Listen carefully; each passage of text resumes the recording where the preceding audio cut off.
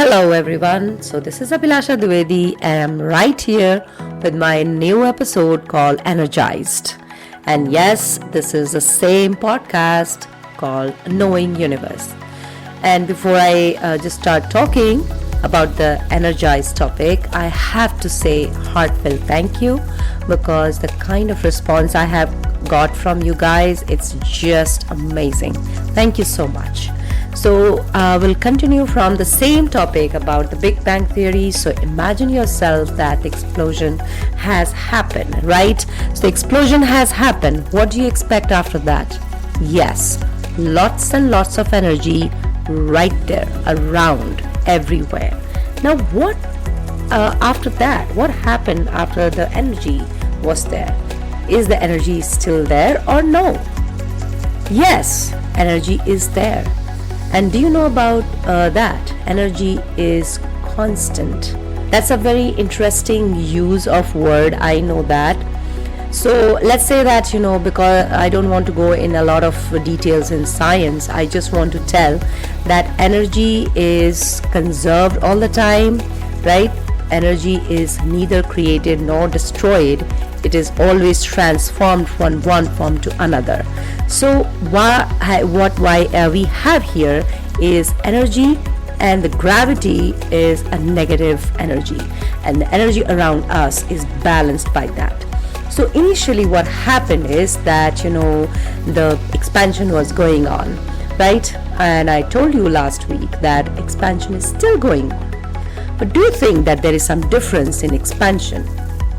Is it faster now or it was faster then? So guys, it is faster now. Now that's interesting. Initially it was slower and now it is faster. So why? Gravity? Not really. You know what? There has been few new discoveries which we are still not very sure, very confident about, but there is something called dark energy. Now what is dark energy? Is it some kind of monstrous energy or something? Monstrous or divine, we don't know yet, but yes, it is energy, and we don't know much still. Like, we have just figured out that this is something which is probably pushing the expansion to be faster than it was before. So and approximately around 68% of the universe, just listen to me one more time, 68% of the universe is nothing but just the dark energy. Yes, and the dark matter, that's another thing, that is 27%. And whatever we see around, whatever we know, that is only 5% or maybe even a little less than that. So we don't call it as a normal matter, we just call it as a fraction of universe. So dark energy is something, Einstein, the great Einstein, he kind of was the first person to, make us realize, to give us a hint that probably the space, so far what we know about the space, that it's empty, it's not really empty. There's some amazing properties. Yes, researches are going on. And one very interesting thing has come out of it. Like, we always think that gravity is always there. Gravity is a pull force which attracts everything towards it. And that is the reason that we are able to walk here on Earth, and the bigger the mass, bigger the gravity, right? But like, according to Einstein's gravity theory, there is a prediction that, empty spaces can have their own energy, right? So again, this is something still which is worked on. So what we have understood so far, that the universe is running on energy, it is expanding faster than before, and then probably the source of energy is dark energy. We call it as dark energy because we don't really know much about it, and it is 68%, and the 5% what we are running on, what we know about, is just 5%. Okay, so that's very interesting. Is the dark energy, is a good thing or a bad thing? Probably you will think about it. but it is kind of fluid. What is fluid? Fluid is anything which flows. That is called as fluid. So it is very dynamic. That's what I can say for now. And so it is, a lot of things, there's a buzz around it, and Einstein's theory is continued with that. So I will just stop here with this information, not much. So if you remember, just a while ago I said 68% is the dark energy, and then 27 is the dark matter. Now what is the dark matter?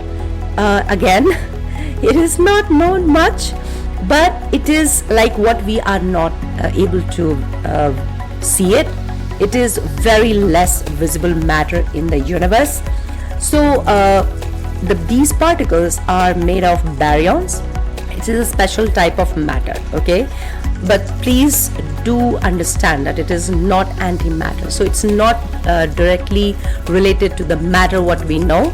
And I just have to tell you that matter is anything and everything around us. So it's a different category of the matter, which is called as baryon. And very soon I would be covering this topic as well, but right now we just have to think that it is a different kind of matter that is called as dark matter.